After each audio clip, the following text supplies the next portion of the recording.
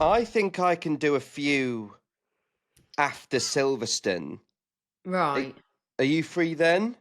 I'm free after Silverstone, but I'm not free before Silverstone. No, that's fine. Um, I think Franco's going to cover there. Could you do Hungary, Netherlands, Italy, maybe, or could we bring Jack back for that? yeah, I mean, I could also do the Dutch Grand Prix. I I can don't know if definitely do the Dutch Grand I Prix. don't know if Flavio's planning on bringing Jack back for that. So we're getting. Oh, hang on, hang Mm. on, hang on, hang on, Monza? hang on, hang on, hang on, hang on. Hello, we're sorting it now, Flavio. Oh, okay, don't shout. Yeah, okay, we're sorting it now. It's all quite confusing. This whole 5 races thing. We don't know whether we're coming or going.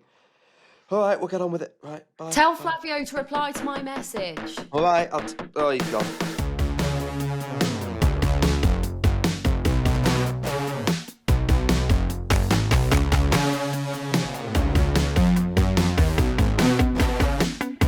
Hello and welcome back to the Fast and the Curious, the Formula One podcast that speaks to the drivers, big name guests, and anyone else that we think is interesting. We have a very low bar.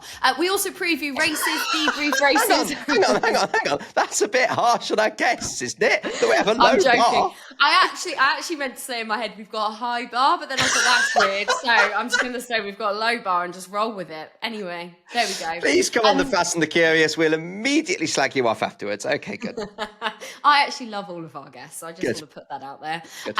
That was just one of those intrusive thoughts that just took over and I couldn't control it.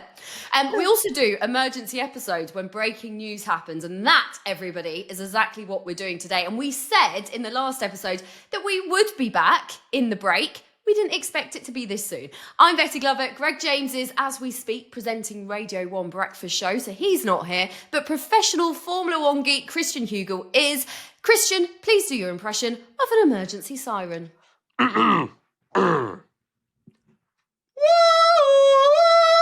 Oh, Jesus. A little bit louder than I anticipated. Thank you, Christian. So, Alpine, we've got to talk about them. Quite frankly, what an absolute show. Millie on Insta messaged us to say Alpine took one look at Red Bull and said, I like it, Picasso. Jack Doohan, he's out, at least for the next 5 races. Franco Colapinto is in. Team principal Ollie Oakes is gone for good. The man who most people thought was in charge anyway, Flavio Briatore, is now officially in charge. He's a very controversial bloke. We'll explain it all later. Hope you're keeping up with all of this. Christian, let's get into it. Jack Doohan, he's been dropped after 7 races for the team, if we include Abu Dhabi last year. I want to say, is this a surprise? But we spoke on the last episode and we sort of knew it was coming. But I guess, is it fair? Is it fair? It sort of felt to me that Jack Doohan being linked with the Alpine seats came out of nowhere going back into last year, because they did have a lot of drivers. They had Alonso and Piastri on the books. Alonso minced off to Aston Martin. They lost Piastri because they didn't do his contract properly. They fell out with Esteban Ocon, and it sort of felt to me like only then was Doohan being talked about when he was in F2, was like, this guy could do F1. He wasn't one of those like Antonelli that it was like, oh, this guy will go into F1. That said, I'd always known that he'd got backers in Alpine. So when he got given the seats, I was like, okay, great, he deserves a shot. But we'll get into this in a bit, all the management changes. But then shortly after he was given the seat, a lot changed behind the scenes at Alpine. And he wasn't one of those that the entire paddock, the entire team thought, yes, he should be in.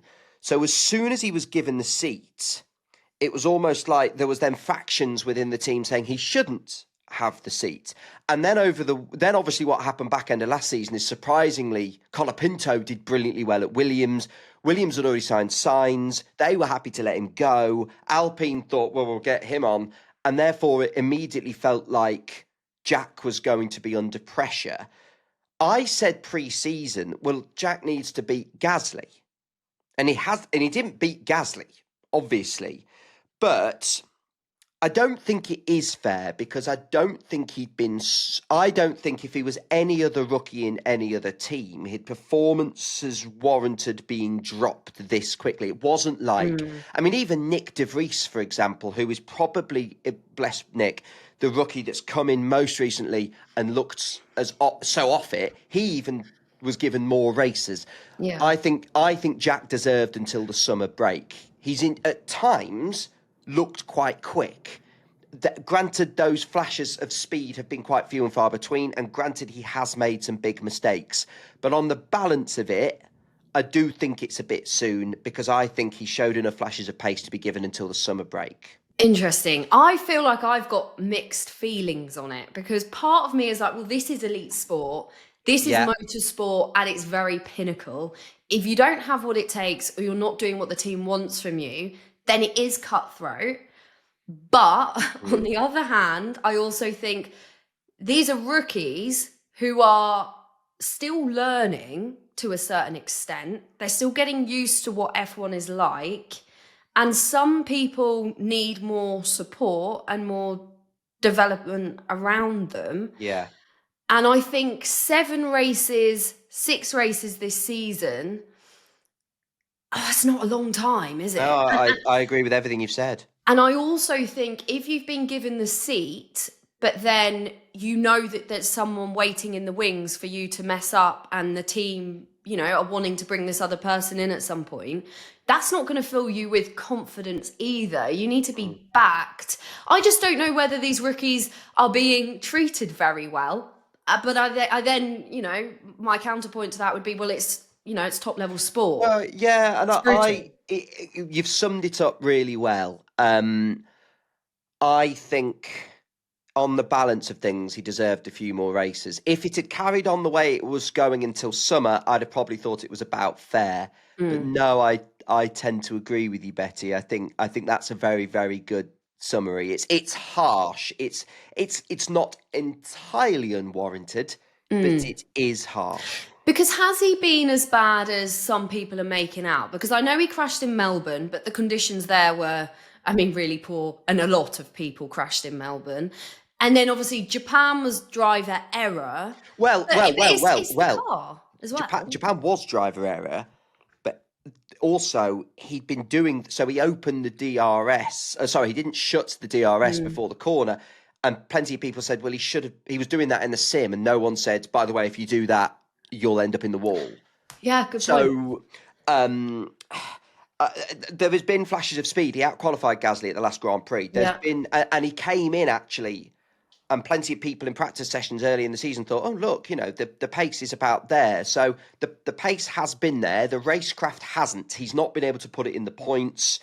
Mm. So it's not been the perfect start. It's not been a terrible start. Do I think that Jack Doohan was ultimately going to be a world champion? No. But I think there was enough there that probably Seeley could have developed into a Decent driver yeah, a solid midfield to do a driver. job. Yeah. But I looked at sort of the qualifying sessions and his deficit to Pierre Gasly across qualifying, so sprint and Grand Prix, was 0.366 of a second.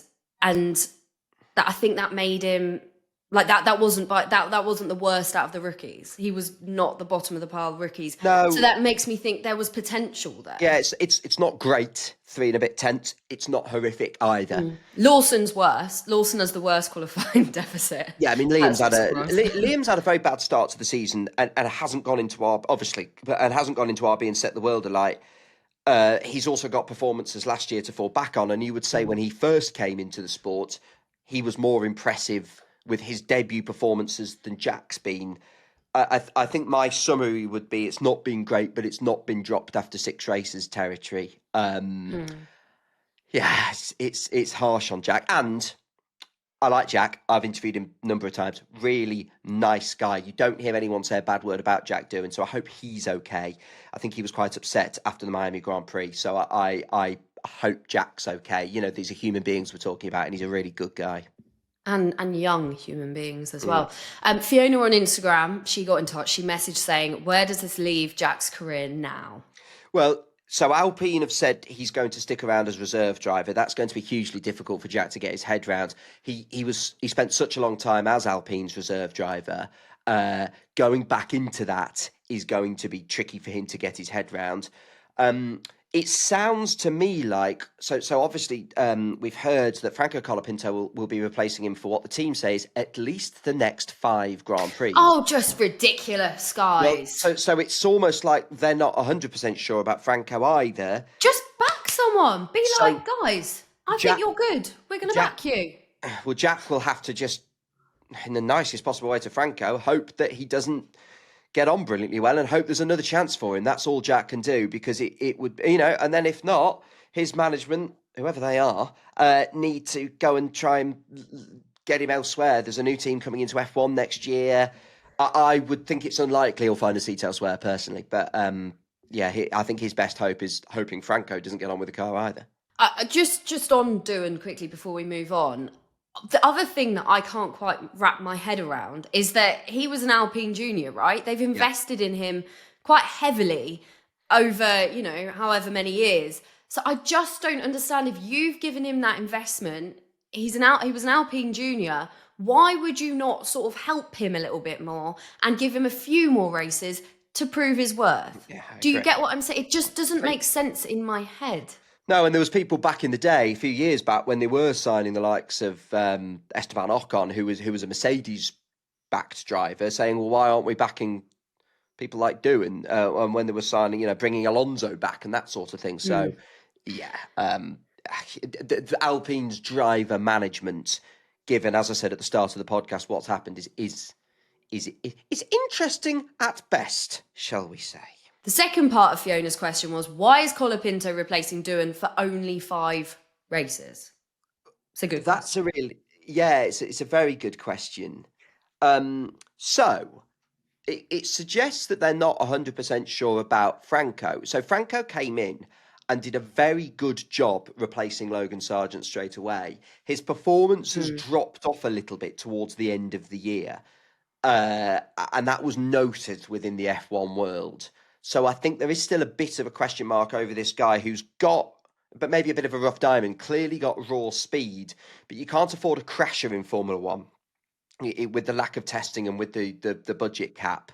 He caused 3 accidents with Williams. I think that was only 1 less than Logan Sargent in 2024. Yeah, he became a bit of a crasher towards the end of the season. Now, listen, he's been thrown in mid-season, right? So, as he's been again. So maybe that's understandable.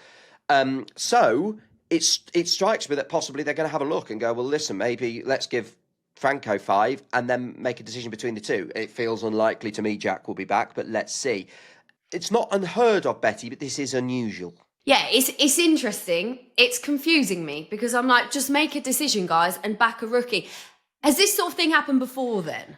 Yeah, drivers sharing a seat has happened before as teams make up their mind, or there's been bickers over sponsorship, because that's obviously another factor that will be in play in this, that Franco does bring commercial money from sponsors.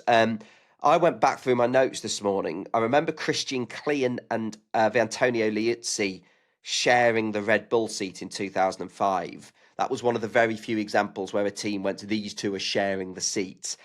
Klein again later in his career, and a guy called Sakon Yamamoto did some seat sharing with the HRT team in 2010. Did that go well, do you know? Neither really stuck a hard claim for the seat, and I think there was commercial reasons.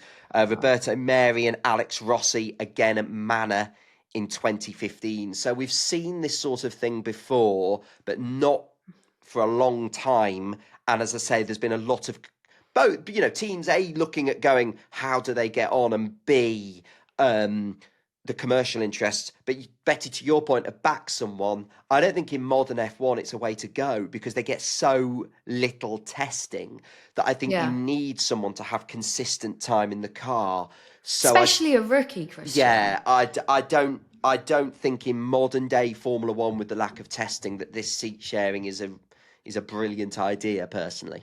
To me, it just feels like Alpine don't really have a plan here. It feels like they've got Pierre Gasly, fine, and they just don't really know what they're doing with the other seat. And Alpine have been a bit of a mess for a while, haven't they? I mean, things haven't been smooth sailing. Things haven't been good.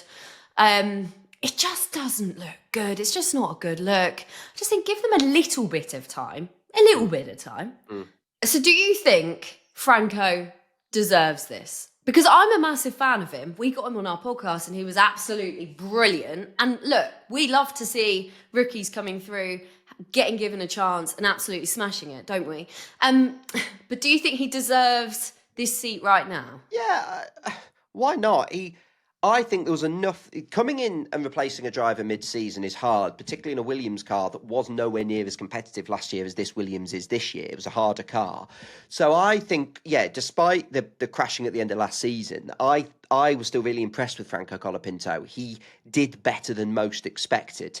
So yes, I do think Franco deserves a step up. It's whether Jack deserves a step down, as we've already covered. But let's see. This is make or break for Franco Colapinto. If I think all he needs to do is, and I say all he needs to do, if he comes out and does a better job than Jack, he's got this seat to the end of the season. Potentially, that's the start of his Formula One career proper.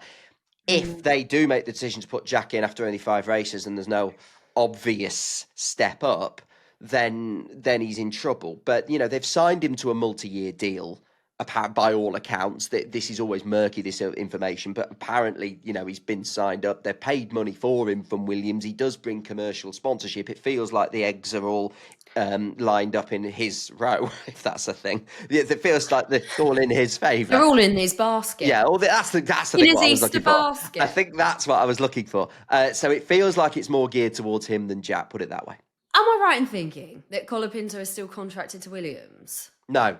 No, so that's over. Yeah. He was released by Williams to go and sign elsewhere. Williams said at the time we wanted to give him more of a chance of being on the grid somewhere else. So no, he isn't. He is signed to Alpine. Okay. This is the question that a lot of people are asking, and Mara is one of them that asked us on Instagram. She said, is there a connection between Oliver Oakes resigning and Jack Doohan's demotion? Yeah, I mean, this is the thing we were saying at the weekend, Betty, when I was still in Miami, that we thought we might end up being back to talk about a departure. We never expected Oliver Oakes, the team principal, to go as well as Jack. Undoubtedly, there's a connection. Yeah, it's very telling, isn't it? Undoubtedly. It's very telling. There is no such thing as a coincidence this big in this sport. So, yeah, I got some whispers that stuff was going on in the paddock in Miami after the race, and I literally just loitered outside Alpine for a bit and see what I could see. Set up camp with your binoculars. And also there are pictures on Twitter of Ollie leaving the paddock very quickly, being followed in hot pursuit by Netflix, who I think had also got wind something was going on. So keep an eye on the next Drive to Survive. I've got a feeling that this is all going to come up there. So it all looked like something was kicking off. And then actually after all of that, when people had left, it was just so empty and silent at Alpine. There was like no one around. And I was like, this is very unusual for like no one to be in that team building at this point. So you sort of got the impression something was going on. Yeah, undoubtedly. I interviewed Ollie in Japan. There's a clip I posted on my Twitter this morning, if you want to have a look at it. It shows in that clip Ollie really backed Jack way more than I expected him to in that interview. He was more frank about it. I read quite a few articles where he does come across as a Jack Doohan fan. And I was surprised at how much he said he actually said to me that the speculation pre-season annoyed him. So from that, I get the impression, as you've just said, Betty, that Ollie was a Jack Doohan fan. There's been all sorts of, many people thought in F1 that Ollie, being an inexperienced team principal, a new team principal, a young team principal, stepped up from Formula 2. People thought, well, he's only doing what Flavio says. But listen, Ollie's a nice guy, and clearly if, I don't know this for a fact, but I'm putting 2 and 2 together, if he was Jack's backer and, the orders from high above have come up and he didn't agree with it, he's probably thought, I've got no power here, this isn't right. He's got other business interests elsewhere. He's got a Formula 2 team. Forget this. I don't need to be doing this, is my guess. I very much get the impression that Oliver Oakes wasn't really in charge of the team. It was more Flavio, wasn't it? Yeah, he absolutely. And you said that like Alpine's. I can't remember the words you said, but you basically said Shambles. Alpine. Right, fine. Yeah, Alpine's been in a bit of trouble for a while. Yeah, Ollie had been in charge 10 months. He only started the job in July last year, replacing a guy called Bruno Faman. He was in the job less than a year. He replaced Otmar Safnow. He had only been there 17 months. In all of that time, various behind-the-scenes people have gone. The team in the last year decided they weren't going to produce their own engines anymore and have shut down that part of the team and have signed a deal with Mercedes. I remember being at their launch for the start. What was our first year doing this podcast? 22 or 23? 23. I remember being in at their launch. We were both there, weren't we? Can't remember. I think we were. Well, anyway, and Otmar Safnow stood on the stage and Yeah. being like, we want to close the gap to Ferrari, Mercedes, Red Bull, because they'd finished fourth, I seem to remember. Yeah. So, and it was like, we want to close the gap. We want to be the challengers. Well, in the end, Alpine have dropped back massively, had this huge restructure. People have come and gone. They've stopped doing the engines, and McLaren have been the team that have stepped up to not only challenge but successfully take them on.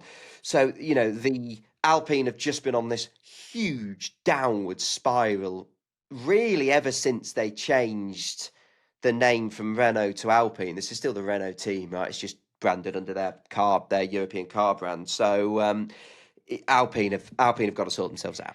Yeah, 3 team principals to depart the role in the past, what was it, 2 years? Oh, yeah. Doesn't look good. It's huge upheaval. But the man that is in charge at the big old steering wheel now is Flavio Briatore. We're going to talk about him in a second, but first, it's time for a little break.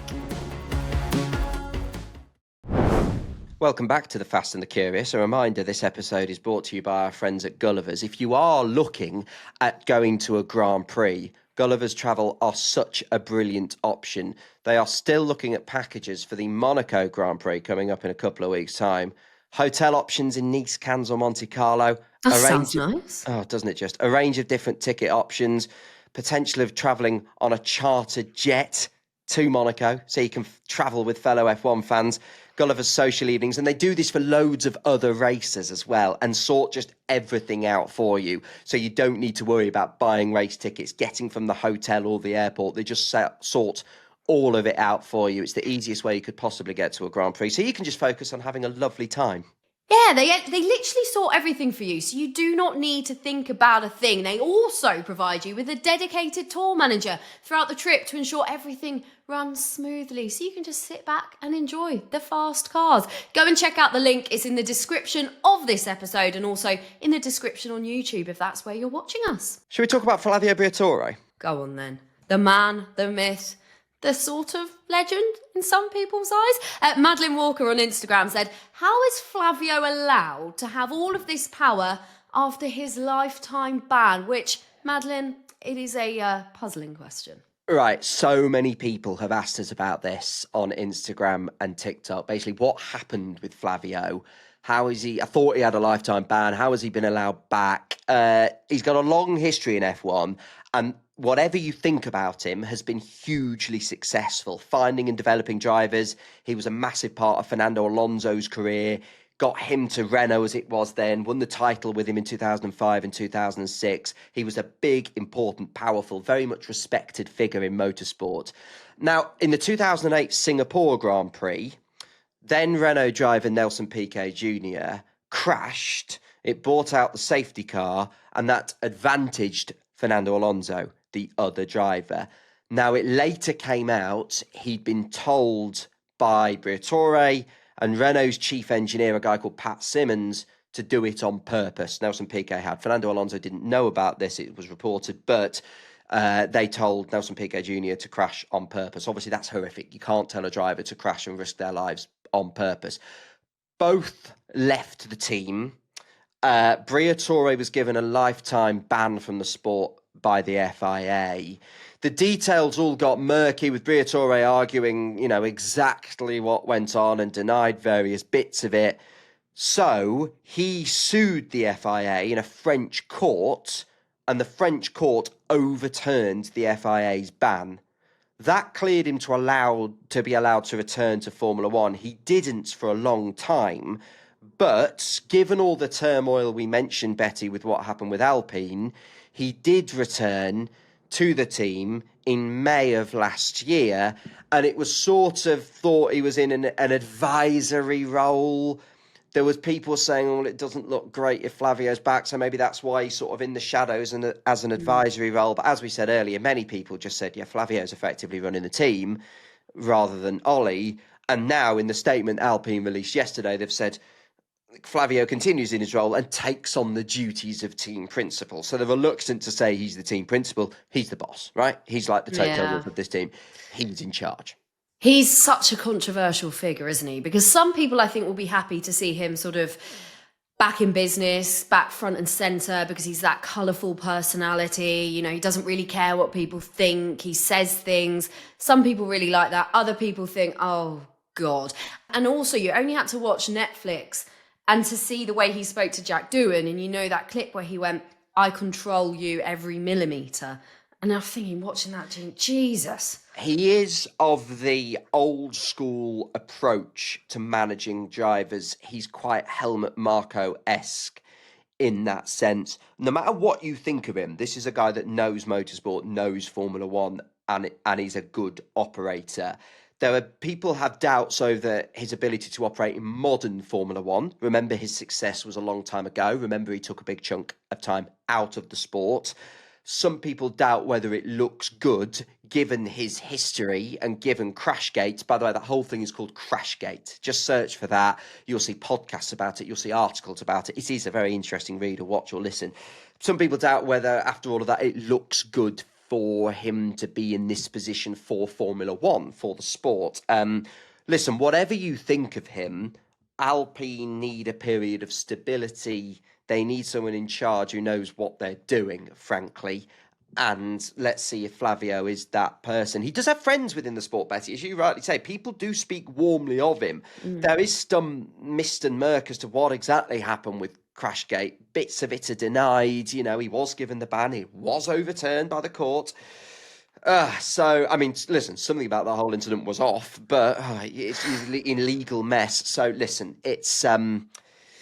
he's in charge, and let's see. Someone needs to try and revive that team, and it's going to be Flavio. Well, that's the thing. He's clearly being brought in because they're hoping that he can bring Alpine back up to the top. Absolutely. And the board needed someone they could trust. You know, this is still the Renault team. This is a team that's won world championships. This is a team that's competed at the very top level. This is a team that's frankly being embarrassed by teams with less resource than them. This is a team that's witnessed teams who were on their level, like McLaren, go on to win the Constructors' Championship. And now look at what Williams are doing this season. We heaped praise on them in the last episode for the way they're focusing on 2026 and are still making improvements and are still driving the team forward. They've lost drivers, they've mismanaged drivers, and, you know, they've got a good driver in Pierre Gasly who's just thinking, oh, God, you know, they've had painful cars over the last couple of years and then they've shown bits of improvement and it's not lasted.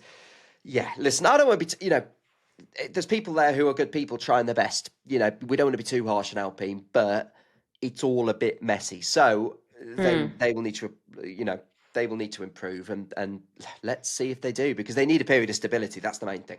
I always forget that they had Oscar Piastri as well, and then they fumbled his contract in, 2022? Like, imagine if they'd kept Oscar Piastri. And that tweet, the Alpine have said I'm driving without my permission. I mean, it is an utter masterstroke from Mark Webber, Oscar Piastri's manager, to say I'm getting him out of this operation and I'm taking him to McLaren. It's one of the best driver decisions in recent history. Fair play. Right, we're going to be back to preview Imola, but I'm going to go enjoy the sunshine, Christian. You enjoy the sunshine, and hopefully, this isn't guaranteed, but we're hoping to maybe speak to a driver before Imola. So wish us luck in our endeavours there. Don't forget to hit follow or subscribe or like us, because emergency episodes like this do pop up, as well as our guaranteed race previews and race debriefs. Betty, thank you for talking to me about the world of Alpine. Oh, you're welcome. Thank you for talking as well. And also, can't wait to speak to Colapinto again, because he's got a little cracking personality on him. So hopefully we can get him on one day. Hopefully. I mean, Alpine aren't brilliant with giving us drivers. No. But we'd love to speak. Not filled with confidence, but... No, Franco, Pierre, you're very welcome on any opportunity. We'd love to speak to them. They're both brilliant. I love Pierre. I love Franco. They're both really great guys. Yeah.